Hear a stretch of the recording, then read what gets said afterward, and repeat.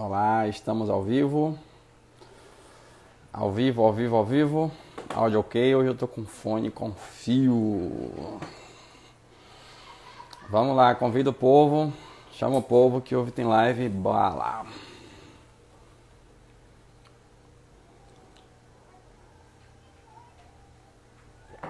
Vamos convidar o pessoal aí para assistir mais uma live do projeto Liventena, as lives na quarentena.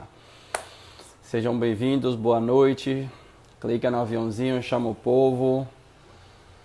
Que hoje nós temos live bem explicativa, bem elucidativa, bem destrinchada. Eu acho que vai ser a última live nesse estilo, viu? Então, se deleitem. Eu tenho gente de onde aí, além de Salvador? Calma, calma, já estão aí na pergunta aí, né? Calma aí, segura as ondas aí, viu? Além de Salvador, tem gente de onde? 3 minutinhos aí para as boas-vindas, para recepcionar vocês antes de a gente começar. Obrigado, Luciana. Valeu pela presença ontem, muito boa, viu? Boa noite, Thaís. Já te adicionei no grupo, se não me lembre depois. Camaçari, ótimo. Obrigado, Ruth. Obrigado, Aninha, Cláudia. Também acho, Mili Cardoso. Isso aí, negócio de cantor, desde o final de semana, né?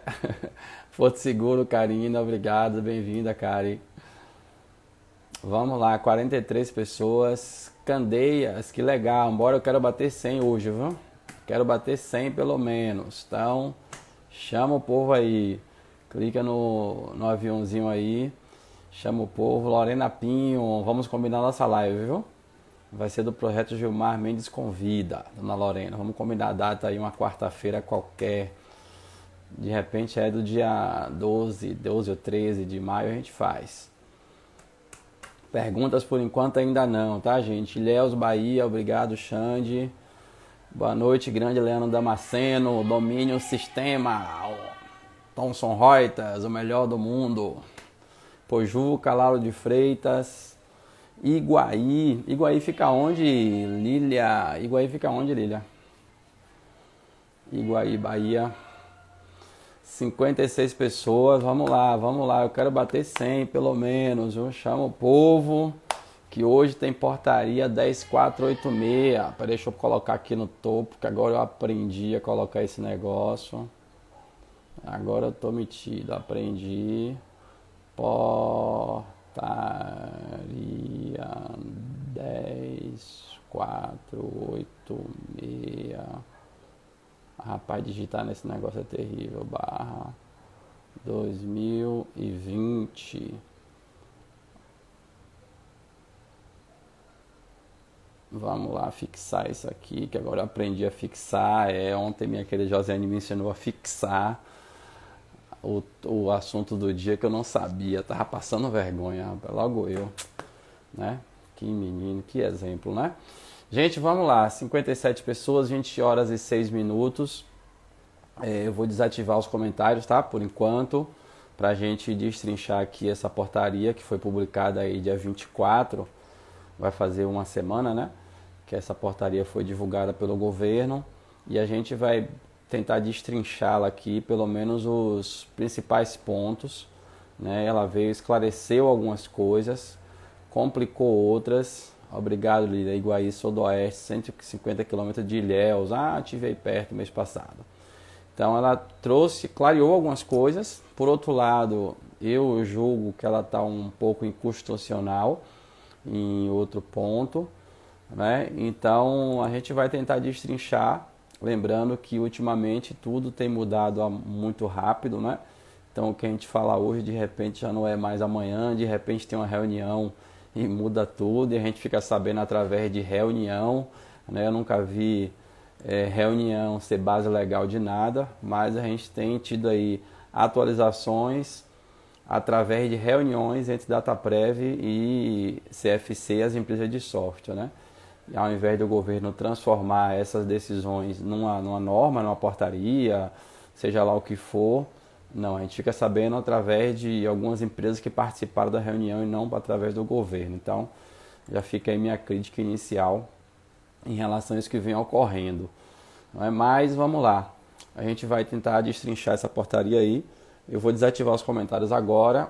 Quando a gente terminar a explicação, a gente ativa. E se der tempo, a gente vai tirando dúvidas, ok?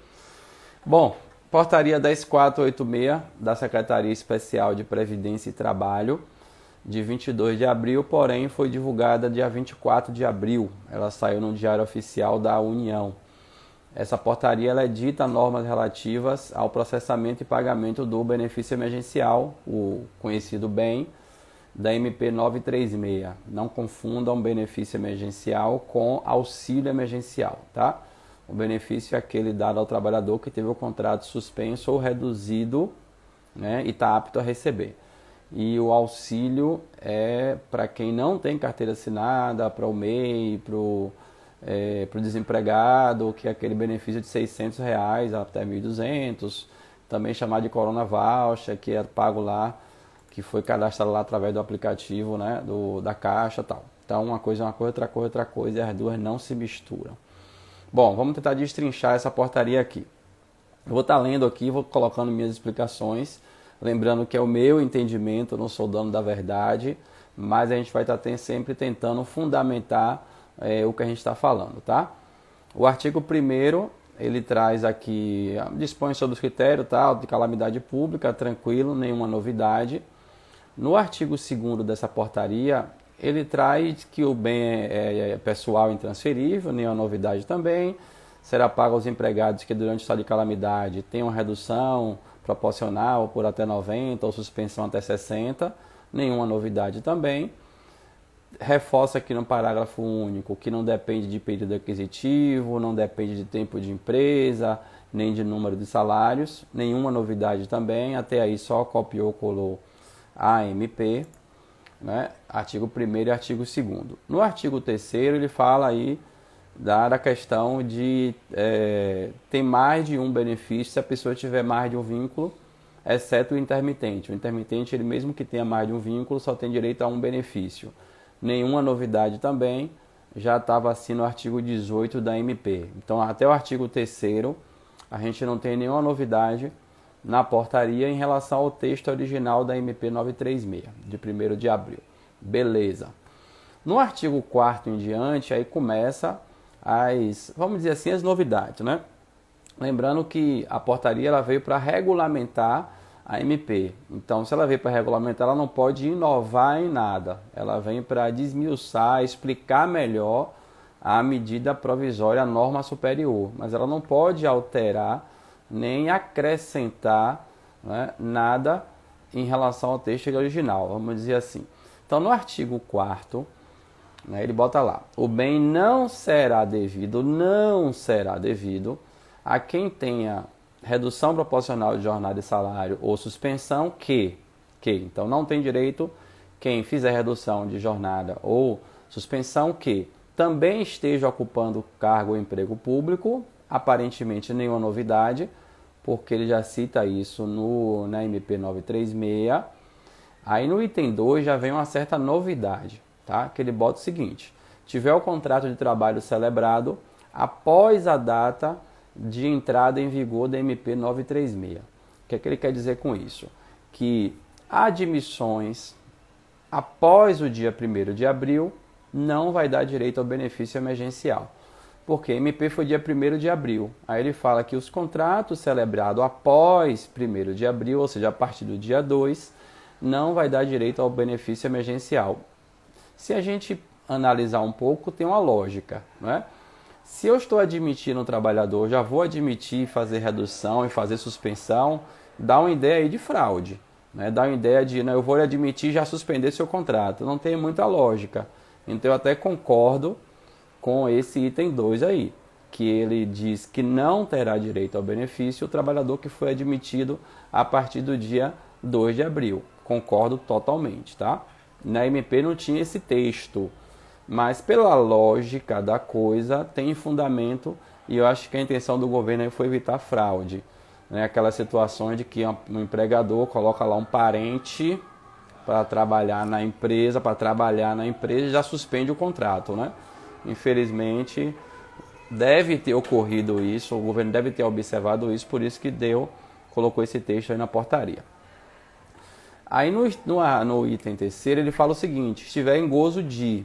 Aí ele coloca benefício de prestação continuada do regime geral de previdência social ou dos regimes próprios de previdência.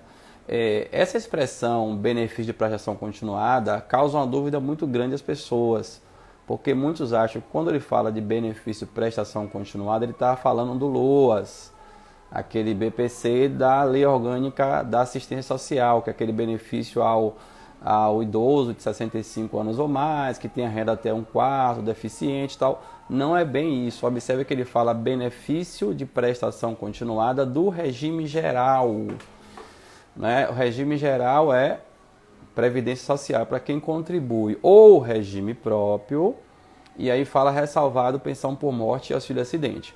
Benefício de prestação continuada do regime geral é aposentadoria, é auxílio-doença, é salário-maternidade.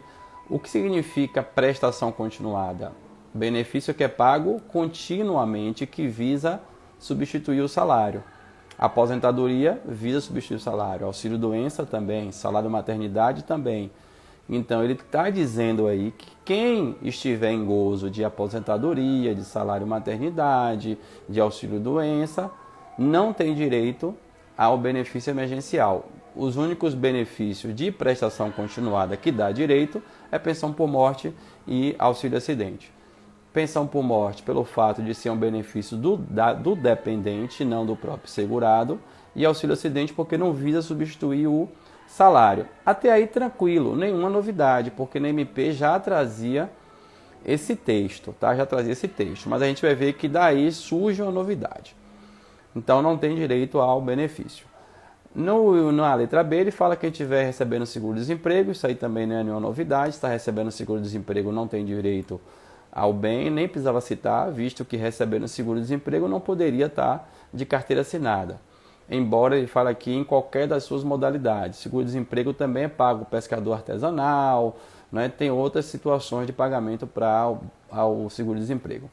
Quem estiver em bolsa de qualificação, também nenhuma novidade. Aí no parágrafo 1º do artigo 4º, já vem aí uma certa novidade, né? Que ele fala o seguinte: lá atrás ele falou que o contrato celebrado a partir do dia 2 de abril não dá direito. E ele traz aqui uma novidade, considera esse contrato celebrado aquele iniciado até 1º de abril, ok, e informado no E-Social até 2 de abril. Aí já causa uma atenção dobrada. Ele afirma que se o contrato foi informado por E-Social após 2 de abril, não daria direito ao benefício.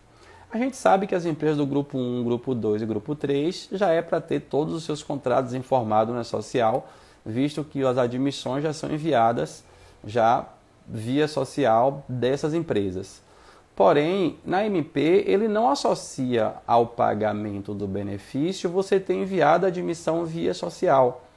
Então, isso só está causando uma polêmica muito grande, até porque a gente já viu exemplo de trabalhadores que não foram enviados a admissão pelo E-Social, que já estão processados e que provavelmente vai receber o pagamento. Então, estou entendendo que o governo colocou isso aqui muito mais para amedrontar e fazer com que as empresas enviem logo esses cadastros, caso não tenha enviado, do que de fato não pagar o benefício. Tá? Mas, porém, contudo, entretanto, no texto está dizendo o seguinte, que se você não informou essa admissão para o social até o dia 2 de abril, o trabalhador não terá direito ao benefício. Beleza? Ok, parágrafo 1º do artigo 4º. No parágrafo 2º, vem aí para mim uma das grandes novidades dessa portaria. O que é que ela fala aqui? Parágrafo 2º do artigo 4º. É vedada a celebração de acordo individual para redução proporcional de jornada, de salário ou de suspensão, com empregado que se enquadre em alguma das vedações à percepção do bem prevista nesse artigo. O que é que ele quer dizer? Observe. Na MP e até então, ele falou que não será devido o benefício para quem estiver ocupando o cargo público, tiver o contrato a partir de depois do dia 2 de abril, estiver aposentado em auxílio-doença, em salário maternidade, né, e recebendo seguro-desemprego e tal. Beleza. Então, até então, e pelo texto da MP, não era devido o pagamento do benefício, mas poderia ocorrer a suspensão do contrato ou a redução da jornada. Ou seja, eu tenho um trabalhador que ele já é aposentado, eu poderia suspender o contrato ou reduzir a jornada, mas ele não iria receber o benefício do governo pelo fato de já estar recebendo um benefício de prestação continuada. Ok, até aí tudo bem, a gente tinha ciência disso, inclusive para o trabalhador é até um pouco prejudicial, né? Visto que ele vai ter a suspensão ou a redução e não vai receber o benefício do governo porque já tem um outro benefício, né? Mas observe o que diz o parágrafo 2º. É vedada a celebração de acordo individual. Ou seja, a portaria proíbe que seja feita o acordo já. Não é? Antes, ela não proibia o acordo. Antes, ela não dava direito ao benefício. Agora, ela traz aqui a proibição de celebrar acordo individual. Ou seja, como ela está vinculando ao acordo individual, a gente presume que isso pode ser feito mediante acordo coletivo ou convenção coletiva.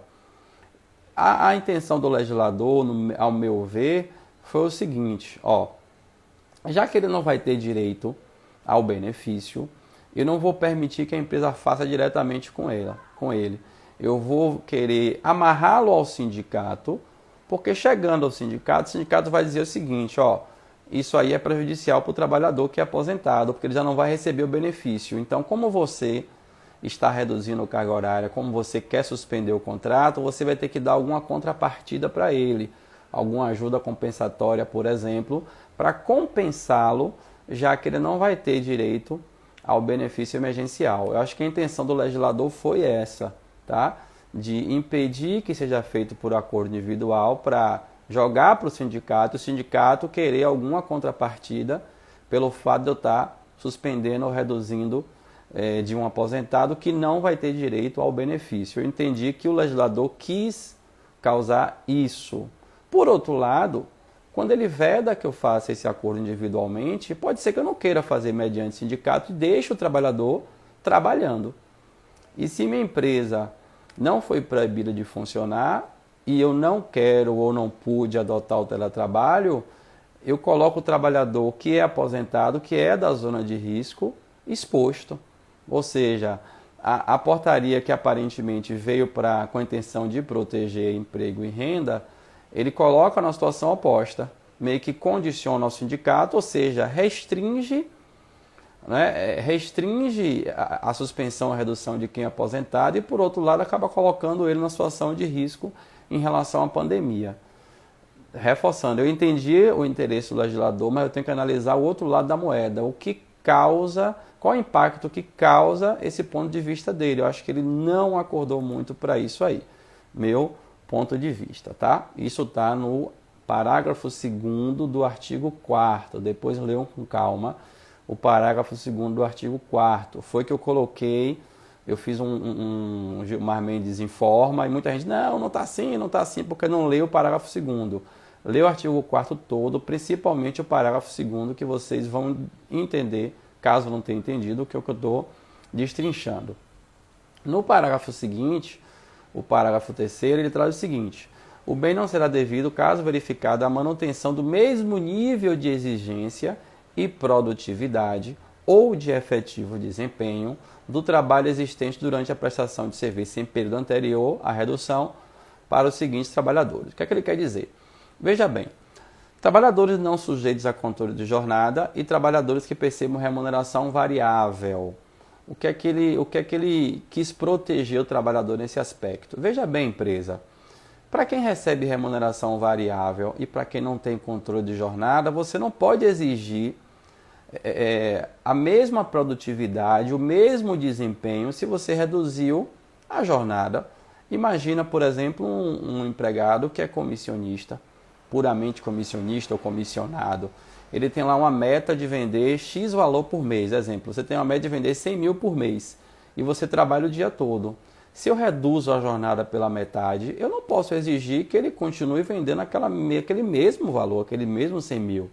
Então, isso que ele está dizendo aqui, ó, eu não vou pagar o benefício se você reduz carga horária e exige a mesma coisa daquele trabalhador que não tem controle de jornada ou que receba remuneração variável. Isso eu achei bem interessante, porque a gente está vendo a empresa reduzindo jornada e exigindo a mesma produtividade, o mesmo desempenho do momento em que ele não tinha a jornada reduzida. Então, bem legal esse parágrafo terceiro aí do artigo 4º. A gente mata o artigo 4º. No artigo 5º, ele traz aqui a forma de cálculo, né? Terá como base o valor do benefício do seguro-desemprego, que teria direito, ele cita a lei do seguro-desemprego e está lá aquela tabela, né? Média até 1.599, multiplica por 80%, média tal. Nenhuma novidade aí no item 1, 2 e 3 do artigo 5º. Ele traz ensinando como é o cálculo do seguro-desemprego, que é o valor de referência para o cálculo do benefício. Já no parágrafo 1º, ele traz aí que a média vai ser com base nos 3 últimos meses anteriores à celebração do acordo, ou seja, os 3 meses anteriores à data de início do acordo para a suspensão ou redução, tranquilo, nenhuma novidade. No parágrafo 2º, já começa a ficar interessante. Eu estou no parágrafo 2º do artigo 5º, tá? Ele traz lá, o salário utilizado para o cálculo da média refere-se ao salário de contribuição, base de cálculo do INSS, né, informados no CNIS. Ou seja, ele está dizendo que vai usar a média do que está lá no CNIS, as últimas remunerações informadas no CNIS, que é o Cadastro Nacional de Informações Sociais. Como é que é alimentado o CNIS? Através da folha de pagamento do E-Social, o evento de remuneração 1200, ou através da GFIP, lá quando a gente manda mensalmente. Então, o CNIS é alimentado pela GFIP ou pelo E-Social. O que eu mandei lá de remuneração, de base de cálculo de INSS, é o que vai ser utilizado para encontrar a média dos 3 últimos meses. Aí começa o problema. Caso você não tenha enviado essa remuneração via GFIP ou via social. Por exemplo, tem empresa que não envia GFIP, deixa lá em aberto, só envia quando vai pagar.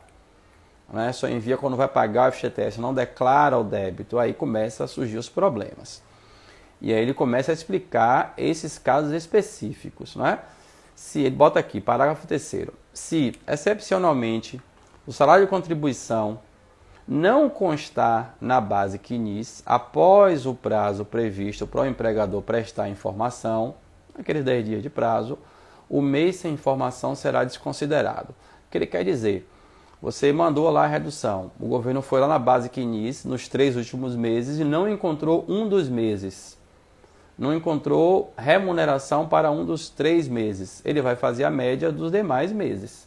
Ele vai fazer a média só de 2 ou até só de 1, que vai ser o próprio valor. Então é importante que eu verifique e confirme se foi enviada a GFIP dos 3 últimos meses ou se foi enviada a folha via social dos 3 últimos meses. Como a maioria das reduções de pensões iniciaram em abril, em relação a janeiro, fevereiro e março, se foi enviado normalmente, tá? Bom, parágrafo 4º. O salário será calculado com base no mês completo de trabalho, mesmo que não tenha trabalhado integralmente em qualquer dos 3 últimos meses. Por exemplo, eu estou iniciando a suspensão, a redução agora em abril, ele vai pegar o salário de contribuição de janeiro, fevereiro e março.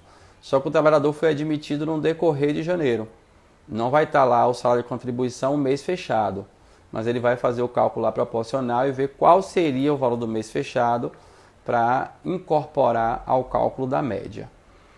Parágrafo 5º, não será computada na média de salário a competência em que houver redução proporcional, sim, ou seja, o mês que houve redução de jornada e salário não vai compor a média para o cálculo do benefício. Beleza. Parágrafo 6º, para o trabalhador que esteve em gozo de auxílio-doença ou foi convocado para serviço militar, bem assim na hipótese de não conter os 3 últimos salários, vai ser feito a base nos 2 últimos ou ainda no valor do último, foi o que eu acabei de falar. Se não tiver 3 meses de remuneração, ele pega a média de 2, e se não tiver 2, ele vai pegar apenas o do último salário. Ok. Tendo pelo menos um dos 3 meses, vai ser a média do que tiver. E se não tiver os últimos 3 meses? Eu admiti lá em janeiro, mas não mandei folha para o social nem de janeiro, nem de fevereiro, nem de março. Eu admiti em janeiro, mas não mandei GFIP nem de janeiro, nem de fevereiro, nem de março. E aí? Aí ele esclarece aqui no parágrafo 7º.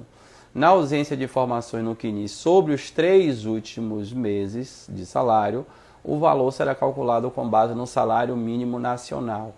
Ou seja, ele vai pegar 1.045 como média, caso não tenha remuneração nos 3 últimos meses. Se tiver em qualquer dos 3 meses, faz a média do que tem. Se não tiver em nenhum dos 3, ele calcula com base no salário mínimo. E aí vem a responsabilidade do empregador no parágrafo 8º, que foi inclusive um dos Gilmar Mendes informa, que eu soltei essa semana e ninguém estava entendendo nada. Olha o que diz lá. O empregador é responsável pelo pagamento de eventual diferença entre o valor pago pela União e o efetivamente devido ao empregado, quando a diferença decorrer de ausência ou de erro nas informações prestadas pelo empregador, que constitui a base do CNIS. O que é que ele está dizendo aí? Vamos supor que o trabalhador receba lá R$2.000 de salário, mas você não mandou as informações dos 3 últimos meses via GFIP, se é obrigado, via E-Social, se é obrigado. Logo, ficou sem base nenhuma. O governo vai pegar como base o salário mínimo. Porém, como a base é o salário mínimo, o benefício vai ser pago num valor menor. Mas a base de referência vai ser salário mínimo, mas o salário dele é 2.000. Só que o governo não tem culpa por não saber qual é o salário dele, já que você não informou.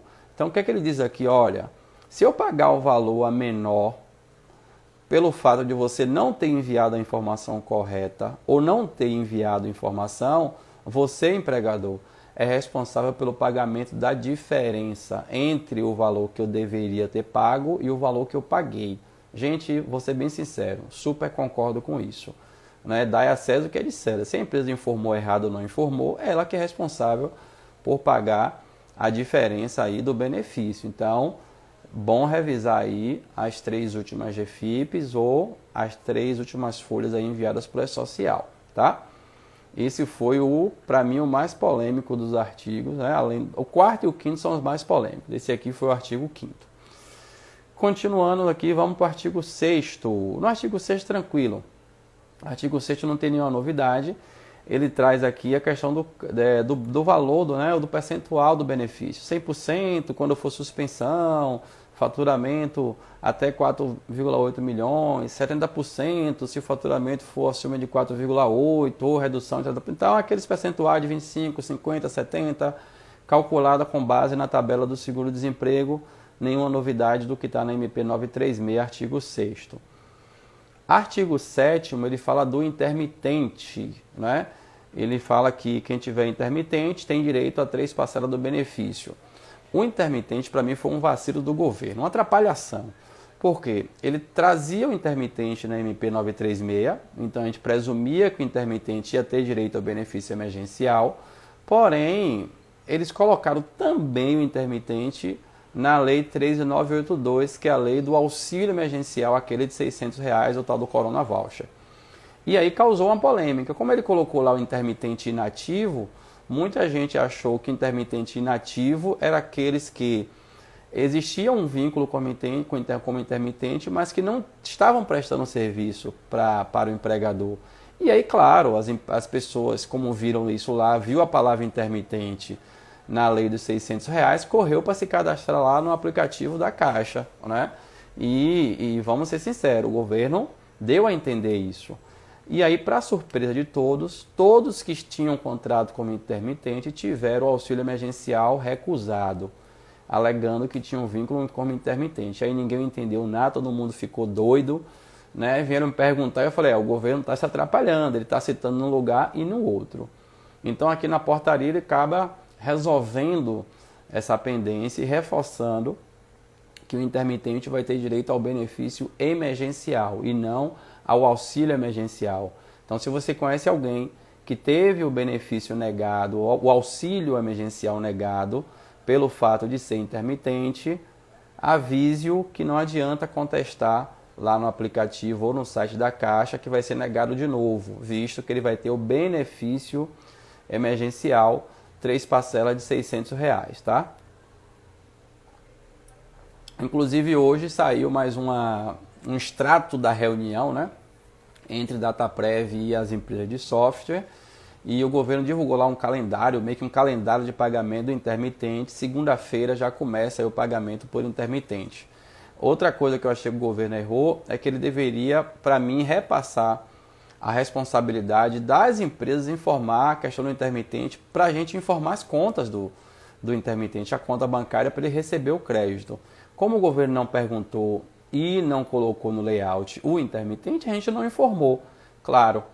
E o governo vai abrir conta social digital para todo mundo. Então o intermitente vai receber via conta digital social, inclusive aqueles que têm conta bancária, que para mim é um atraso, é atrapalhação. Seria muito melhor a gente informar a conta bancária ou colocar um aplicativo para ele informar e receber na conta bancária dele, do que ter que ser conta via conta digital social e causar esse inferno que está sendo aí na porta da Caixa Econômica, né? Mesmo que possa transferir para outra conta. Ninguém vai querer pegar aplicativo para ver como é para transferir. Vão lá para a porta da Caixa fazer fila e aí gera aquele outro problema. Ok, mas beleza, reforçou que o intermitente é benefício emergencial, não é auxílio emergencial, 3 parcelas de R$ 600, aquele intermitente que tivesse vínculo até 1º de abril, né? Reforçou isso também. Artigo 7º. Parágrafo 1º, ele fala que se tiver mais de um vínculo intermitente só recebe um, nenhuma novidade, a NMP já tinha isso. E no parágrafo 2º tem algumas novidades aqui em relação ao intermitente. Ele traz aqui que será considerado apto a receber o bem o empregado intermitente, celebrado até 1º de abril, reforçou, independentemente de, ou seja, ele tem direito mesmo que, né, ele se encontre em período de inatividade, ou seja, o texto que tinha na Lei 13.982, que é do auxílio, ele trouxe para essa portaria, mesmo que o intermitente esteja inativo, ele vai ter direito aos R$ 600. Mesmo que ele não tenha remunerações dos 3 últimos meses, ele vai ter direito aos 600, porque ele não é com base no seguro-desemprego, é um valor fixo de 600, né, sem problema. E mesmo que ele tenha um contrato reincidido após 1º de abril. Então, com essa confusão toda, a empresa resolveu desligar o intermitente. Mesmo assim, ele vai ter direito aos 3 meses de R$ 600, tá? E ele fala aqui também, né, que tenha sido formalizado até 1º de abril e que tenha informado via GFIP ou via social, que ele fala aqui Basic e NIS, né, até o dia 2 de abril. Então, como ele fala Basic e NIS, ele não está vinculando aí inicialmente o intermitente ao E-Social, no meu ponto de vista. Ou seja, se já consta na Basic e NIS essa admissão, sem problema. Pode ser que você tenha admitido lá no ano passado o intermitente, quando você não era obrigado a enviar as informações para o E-Social ainda, por exemplo, o grupo 3. Ele já estava na Basic e NIS, ele vai receber o benefício normalmente, tá? Artigo 8º, o bem não será acumulável com auxílio emergencial da Lei 13.982. Eu ouvi algumas pessoas dizendo que ouvi outras pessoas dizendo que tinha recebido o auxílio emergencial e queria receber o benefício. A portaria reforça aqui que um não acumula com o outro. Isso aí não estava com essas palavras na MP, mas dava para subentender disso, que não dá para receber os 2 benefícios. Até porque para receber o auxílio não pode ter vínculo de trabalho ativo, mas, né, muito disse me disse, muita gente disse que ouviu falar que não sei quem, que o amigo dela recebeu, mas na portaria, no artigo 8º, ele veda o recebimento cumulativo do benefício emergencial com o auxílio emergencial. Bom, seguindo aqui o artigo 9, gente, ele começa aqui de processo administrativo, né? Ele fala a questão do prazo de enviar em 10 dias, não mudou o prazo de 10 dias, mas já vê que tem uma certa prorrogação aqui. No artigo 9 ele fala, para habilitação do empregado ao recebimento do benefício emergencial, o empregador informará ao Ministério da Economia a realização do acordo no prazo de 10 dias, contado da celebração do acordo, né? Então esqueça aquela data. Essa celebração do acordo é a data que vai iniciar a suspensão, iniciar a redução. Esqueça 2 dias antes. 2 dias antes eu tenho que enviar para o trabalhar, mas não está nada valendo ainda. Passa a valer quando iniciar a suspensão, que é a data do acordo. Só existe uma data. Desde o início eu falei, esqueçam data que você enviou o acordo para o trabalhador. É a data que inicia a suspensão e a redução que vale. Então, 10 dias, continua o prazo de 10 dias. Aí ele para no parágrafo 1º, diz as informações que vão constar, né? CNPJ do empregador, data de admissão, CPF, PIS, nome da mãe, nascimento, salário, tipo de acordo, nenhuma novidade, não é? A novidade estaria aqui no parágrafo 3º, que ele fala que o empregador doméstico e o empregador pessoa física tem que informar isso através do portal gov.br. Porém, via extrato de reunião do DataPrev com as empresas de software hoje, foi divulgado que empregador pessoa física, aqueles que possuem SEI, pode informar via empregador web e não via portal gov.br. O gov.br fica apenas para empregador doméstico ou empregador pessoa física que não possua SEI, né? Ou o KIPF e tal.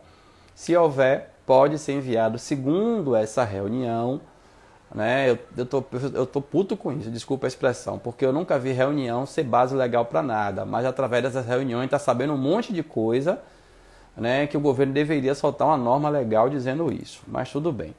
Na portaria ele fala que empregador doméstico e empregado pessoa física é via portal gov.br e os demais através lá do empregador web, mas a gente já está sabendo que se houver SEI, pode ser feita via empregador web também, porque no gov.br tem que cadastrar individualmente cada acordo. E no empregador web você pode gerar lá o TXT, lá o arquivo CSV lá pelo software de folha de pagamento, né? Bom, seguindo aqui, parágrafo 3º, ele vai dizer que o empregador pessoa jurídica vai para o empregador web, que pode informar individualmente ou por meio de arquivo importado no formato CSV, nenhuma novidade, que tem que ser via o layout disponibilizado, nenhuma novidade. Aí lá no parágrafo 6º do artigo 9º, vem a primeira prorrogação aí. Peraí que eu me perdi aqui. Não é isso não, perdoe. O artigo 6, o parágrafo 6º, ele fala da questão da conta bancária. Qual é a novidade? É que ele fala que o fornecimento da conta bancária, né, deve ser precedido de expressa autorização do empregado. O que ele quer dizer com isso? Que o trabalhador tem que autorizar você fornecer aquela conta. Eu acho que a intenção do governo aí foi evitar que eu dê a conta que eu tenho do trabalhador e, por exemplo, a conta já negativa, o banco coma o dinheiro, né? Ou ele não queira usar aquela conta por qualquer motivo para receber o benefício. Mas isso aqui ele deveria ter dito lá atrás, né? Quando ele criou o MP. Então imagina, agora que eu já forneci a conta, que eu já tive arquivo processado, eu vou pedir autorização ao trabalhador? E se ele disser que não queria naquela conta? Olha o problema que essa portaria trouxe, né? E aí ele fala no parágrafo 7º que se não for concedida a autorização, o bem será pago na forma do artigo 18, ele vai trazer lá a questão da conta digital social, né? No parágrafo 8º, gente, trouxe uma notícia que tranquilizou muita gente, tá? É o que ele trouxe. O prazo de 10 dias para a comunicação do acordo previsto será contado a partir da data da publicação desta portaria, 24 de abril, para os acordos realizados antes da sua vigência. O que ele quer dizer? Para os acordos realizados do dia 1º de abril até o dia 23, os 10 dias serão contados a partir do dia 24 de abril. Ou seja, eu vou ter até o dia 3, até o dia 4 de maio, para enviar os acordos realizados até o dia 23 de abril. O que ele quer dizer com isso? Ele está reconhecendo que teve vários problemas técnicos, principalmente por culpa da DataPrev. Eu, sinceramente, não é que eu esteja defendendo as empresas de software, mas as empresas de software fazem de acordo com o layout que a DataPrev divulga, né? E a DataPrev teve muitos problemas aí nessa questão de processamento dos arquivos. Eu entendo por um lado, porque, como eles falaram, a gente está trocando o pneu do carro andando, mas não entendo por outro, porque é uma coisa urgente, né? Se não estava pronto, não divulgava ainda, né? Se não estava pronto, não criava MP dizendo que era para ser de tal forma. Mas vamos lá. Ele está dizendo o seguinte, olha, Se seu contrato foi realizado, seu acordo começou entre o dia 1º e o dia 23 e você não enviou ainda, você pode enviar em até 10 dias do dia 24, ou seja, dia 3, dia 4, né?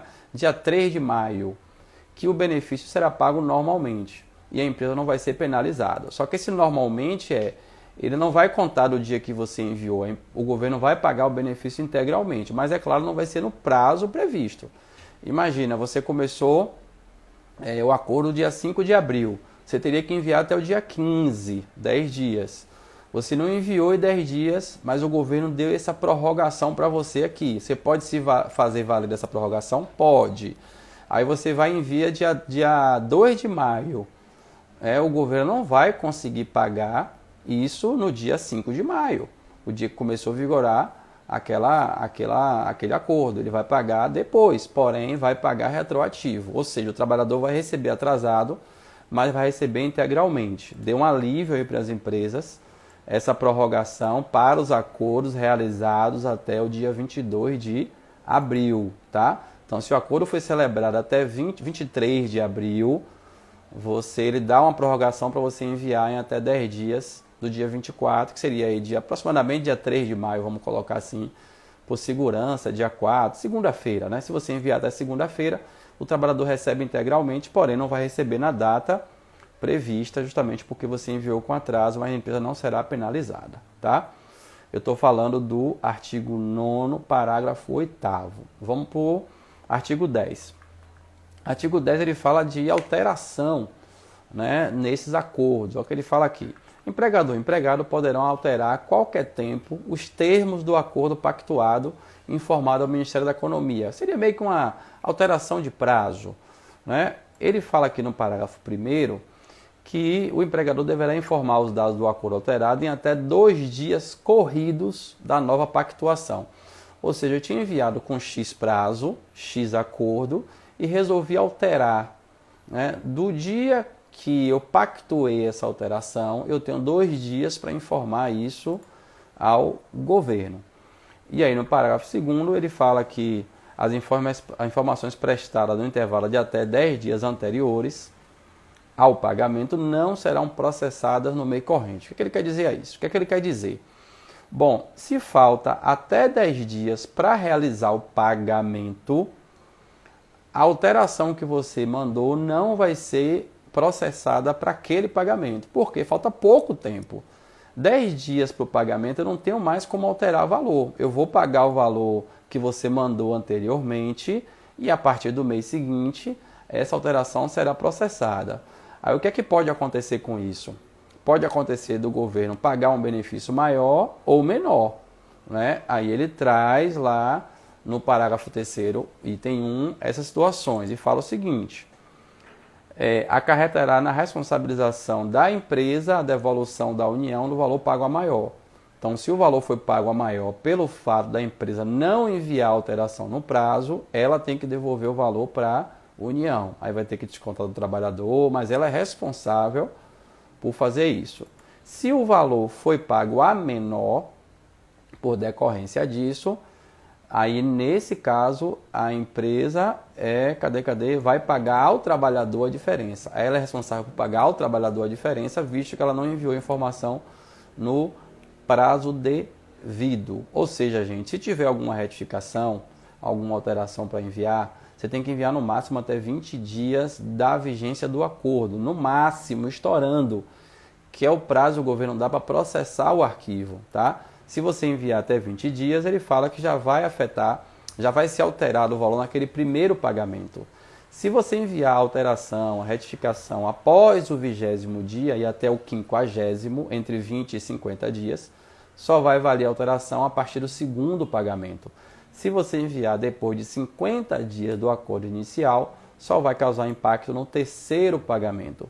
Se você enviar depois de 80 dias, ou seja, já no finalzinho, vai ser no pagamento do ajuste. Ou seja, eu tenho prazos para enviar alterações no contrato que eu enviei originalmente. Por isso que é importante que eu já envie a informação correta para evitar esse tipo de problema.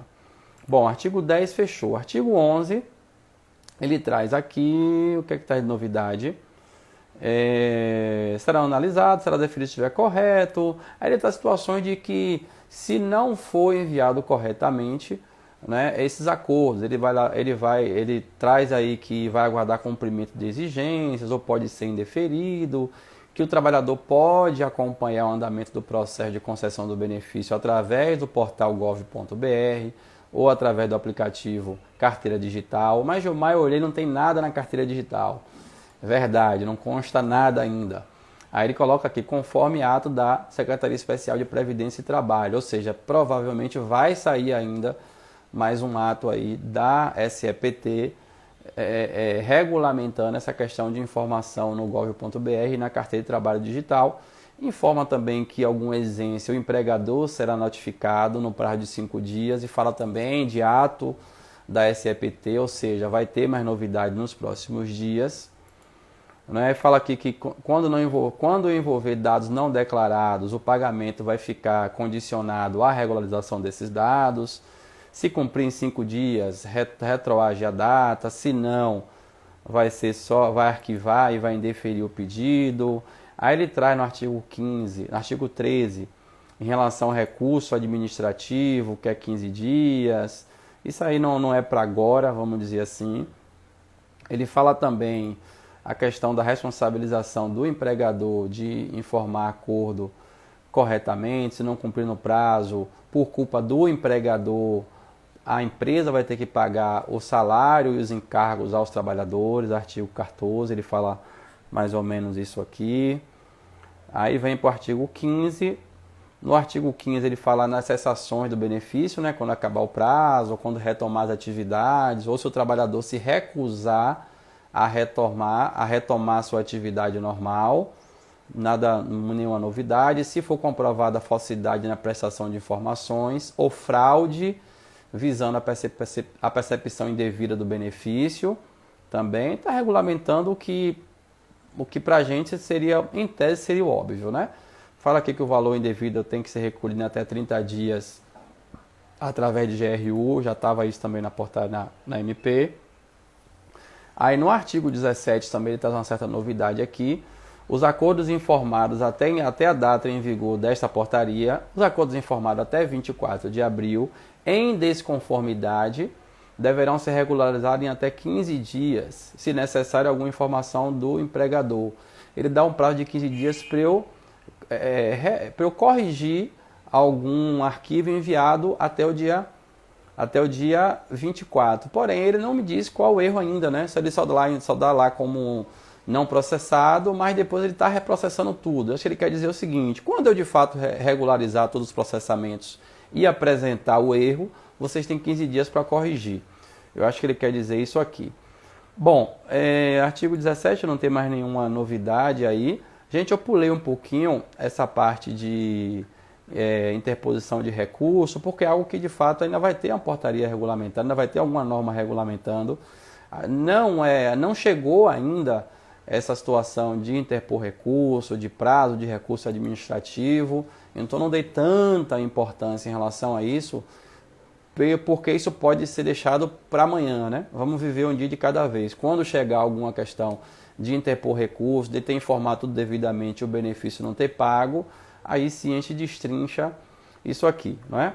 O artigo 18 ele finaliza aí a portaria, dizendo que entra em vigor na data da publicação. Foi publicado dia 24 de abril, embora ela esteja com data do dia 22 de abril.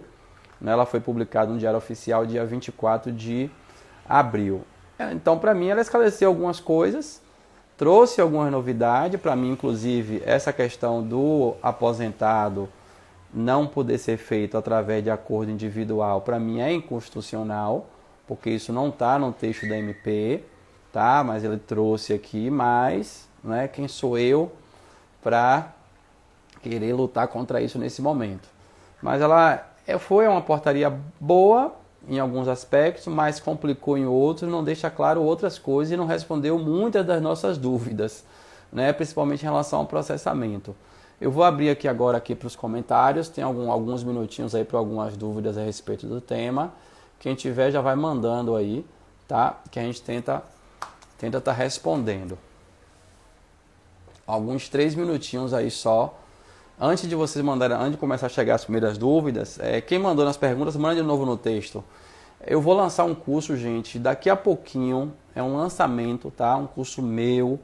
Ele vai ser realizado agora em maio, sobre todas essas MPs aí da área trabalhista, a 927, a 932, a 936, a portaria 139, a MP 944, essa portaria que a indústria inchou. Então, tudo que mudou em relação às MPs, portarias, todas as normas aí de área trabalhista e previdenciária, que saiu a partir do momento de pandemia, a gente vai fazer um curso, porém esse curso não vai ser um curso gravado, que você vai comprar e está lá gravado já. Não, a gente vai fazer um curso online ao vivo. Então a gente vai estar, eu vou estar divulgando a data, já vai ser agora em maio, vai ser dia 16 de maio, eu vou divulgar esse curso hoje, está com um precinho bem legal, vai ser ao vivo e online, então vai ser muito material, inclusive material exclusivo, e eu vou divulgar daqui a pouquinho lá no Insta, vai estar um preço bem legal, um preço de lançamento desse curso, tá? Bem interessante, eu nem terminei o material todo ainda, mas já sei que vai ficar bem legal.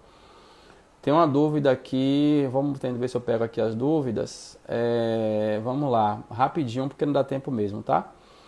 A primeira que chegou aqui, Sami, gestante pode ter o contrato de trabalho suspenso? Gestante pode, mas durante a licença maternidade, não, tá? Adriana, informa o calendário do pagamento do intermitente. Eu vi nessa reunião, não tenho aqui agora que eu não estou com ela aqui na minha tela, tá no meu celular. Mas do intermitente, acho que dia 4 já vai ter alguns pagamentos via conta digital social. Então é bom baixar o aplicativo Caixa Tem para olhar. Em relação aos demais, gente, é aquele prazo, 30 dias do início da vigência do acordo, se você enviou no prazo de 10 dias. Né? Então, dia 1º agora, amanhã, hoje à noite, segunda-feira, já vão começar a cair os primeiros pagamentos daqueles primeiros contratos lá do início. Quem ganha como humorista vai receber o mesmo valor, salário mínimo? Depende. Vai depender de quanto foi informado nos 3 últimos meses. Não é relacionado à carga horária em relação ao benefício, e sim à remuneração dos 3 últimos meses. Se nos 3 últimos meses recebeu o salário mínimo ou menos, aí o benefício vai ser calculado sobre o salário mínimo. Suzana, tem que enviar a autorização do funcionário aposentado para o pagamento na conta? Não vai enviar, mas ele fala que tem que ter. Então, na verdade, você vai pegar essa autorização dele e apenas arquivar, apenas guardar, mas não precisa enviar isso para o Ministério da Economia. Informei um funcionário que estava de férias manualmente. Não entendi, Gal B. Costa. Como excluir informação lançada? Não tem ainda layout para exclusão, tá? A previsão é que semana que vem, ele falou a semana do dia 4, a semana que vem deve sair um layout que a gente possa fazer alteração e exclusão também de acordo enviado. Então vamos aguardar aí semana que vem. Gilmar, se a empresa suspendeu o contrato de um funcionário por 60 dias, já está processado, posso retificar assim que liberar um novo layout? O sistema não vai entender como envio em atraso? Não vai, como a gente falou aqui. Se você informar após estar processado, ou seja, após os 20 dias do envio, só vai surtir efeito no mês seguinte. Agora, se você enviou com prazo, por exemplo, de 30 dias, e você está enviando um outro como de 15, ele vai receber o benefício de 30 dias. Ou seja, vai receber a maior, tem que ser devolvido ao governo, tá? Em relação à retificação. Gestante, já falei, redução pode ser redução de jornada? Gestante pode ter redução de jornada? Pode. Redução de jornada? Pode. O que não pode é ter suspensão durante a licença maternidade. Exclusão do acordo, já falei, Samanta, se não ouviu depois assista a live de novo. Entrou agora, mas hoje eu antecipei um pouquinho o horário até para fazer um teste. Se a empresa enviou no dia 9/4 com redução de 25% e agora em maio quer enviar o arquivo com redução de 50%, pode? Pode. Se depende, se enviou em 9/4 com 30 dias, vai enviar um novo ou enviar, nesse caso é melhor enviar um novo com a nova validade, porque está alterando o percentual, não está alterando apenas o prazo, né? Eu faria isso, já que você está alterando o percentual e não o prazo. Se fosse alterar só o prazo, bastaria enviar outro por cima. Uma redução de 30 dias que teve início em 8/4 e quiser prorrogar por mais 30 ou 60, como eu faço? você pode enviar uma outra colocando esses 60. Não tem problema nenhum, tá? Porque está alterando só o prazo e não o percentual. Obrigado, Criolo. Qual o prazo para pagamento depois da entrada na suspensão? 30 dias após a data de início da suspensão, se você enviou no prazo de 10 dias. Se enviou depois, conte 30 dias do dia que você enviou. Mas o governo vai retroagir para a data de início da suspensão. Se for na média de salário, isso aqui eu já respondi, Barbosa deve ter mandado antes, se não pegou, assiste de novo a live. Sobre a base do INSS, quando o colaborador estiver com férias fracionadas, devemos somar no saldo do salário. Não entendi, mas é o seguinte, a base vai ser o que você informou na GFIP ou na folha do E-Social. O que foi para a base de cálculo do INSS é o que vai ser utilizado como base. Eu já informei o colaborador no Ministério da Economia, tem que enviar o social? Sim. No E-Social você vai informar a redução de salário, que é uma alteração contratual, evento 2206, ou a suspensão, que é um afastamento, tá? Mas tem que enviar no E-Social também, assim como você vai informar na GFIP a suspensão do contrato, se for o caso. O primeiro dia de pagamento do bem, 1º de maio, sim, se você informou com data de 1º de abril. Se você enviou em até 10 dias, se você enviou até 11 de abril, informando que o afastamento, a suspensão, a redução foi a partir do dia 1º, sim, vai ser dia 1º de maio, deve estar caindo nessa madrugada aí ou estourando segunda-feira, mas eu creio que essa madrugada já esteja disponível. Acordo de... Tem uma tabela, gente, quem quiser depois para me pedir no via WhatsApp, uma tabela com as datas de corte, que é a data de processamento, data de pagamento. Acordo 18 de abril, enviado dia 23 de abril, todos com erro, o que fazer? Espera. Quem tiver com arquivo com erro, rejeitado, tal, aguarda, que está sendo tudo reprocessado. Inclusive, reprocessou um monte hoje. Gente, tempo acabou, 20h59, não deu tempo. Já esperava, a portaria é bem grande, eu preferi destrinchá-la, tá? Obrigado a todos que acompanhou. Eu vou lançar o curso vai ser massa, vai ser um sábado, o dia todo, ao vivo. A gente vai estar te dando dúvidas em tempo real. A gente vai colocar as pessoas que fizeram no grupo de ex-aluno, que é um grupo que a gente tira dúvidas, divulga vagas e tal. A pessoa vai receber um link um dia antes do curso, vai assistir o curso com a gente em tempo real, vai tirar dúvida, o curso vai ser ao vivo, vai ser online, tá com um precinho bem legal, tem desconto para ex-alunos que fizeram o curso, já está lá no site que eu divulgo os meus cursos, é a inscrição /Premier, daqui a pouquinho você vai ver eu divulgando nos grupos, nas redes sociais, espero todo mundo nesse curso, vai ser muito legal, é o primeiro que a gente vai fazer ao vivo e online, tá? Valeu por hoje, gente, até breve, minha gratidão, abraço a todos, valeu!